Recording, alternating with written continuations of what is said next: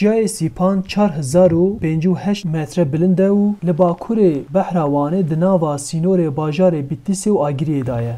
Ev çiyayek volkanîk e û ji ber vê yekê jî li ser kupika wê golek krater çêbûye. Bêguman herî xweşik jî ji milê Behra Wanê tê dîtin. Çiyayê Sîpanê xelatê bi rastî bona Kurda pir giring e. Ji aliyê ûrartiyan ve wekî xweda hatiye naskirin. Îdûr û kayî ceratê gotin wekî xweda. Bi rastî aliyê xwezayê ve wekî bûkekî xêlî avêtine serê xêlîkê spî wisa dixuye, wisa xweşik dixuye.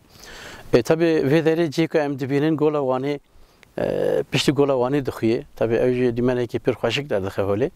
Li dora Çiyayê Sîpanê dihan gund hene û gelê vê derê giştî pas xweyî dikin. Çiyayê Sîpanê ji bo gelek çîrok û bûyerên dîrokiyên Kurdan bûye wargeh. Evîndara xweavêtine hembeza Çiyayê Sîpanê û ji ber kevneşopiyên paşverotî xweparastine. Bi rastî çîroka kerem û aslî da Sîpan derbas dibe, Çiyayê Sîpan derbas dibe. Pişt aslî dikeve heta tê serê Çiyayê Sîpanê di vê derê de dixitime ew yani xilas dibe. Dîsa heman ew ê de Siyabend û Xecê aşiqekî Kurdan e.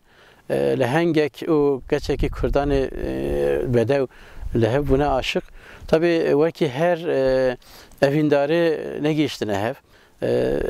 Hev direvînin axirî de diçe pey nêçîrekî dikeve nêçîra wî gakuviyek de lê dixe nêçîrvanê xwe dikuje. Li nava Kurdan da bedewiya Çiyayê Sîpanê û çîroka Siyabend û Xecê baş tê zanîn. Gelek hunermend û dengbêj li ser Çiyayê Sîpanê kilam û stran gotine. Hozan Serhad jî bi dengê xwe yê efsûne ciwaniya Çiyayê Sîpanê wiha vegotiye. Kedere afet etvanî ve bibîne Çiyayê Sîpanê. Li ser mirina Siyabend, Xecê vê helbestê dibêje. Serê Çiyayê Sîpanê xelat bi dûmane bi mije. Kê dîtiye nêçîrvanê xwe dikuje. Arif Aslan, dengê Amerîka, Bitlis. Ava de ava kudreti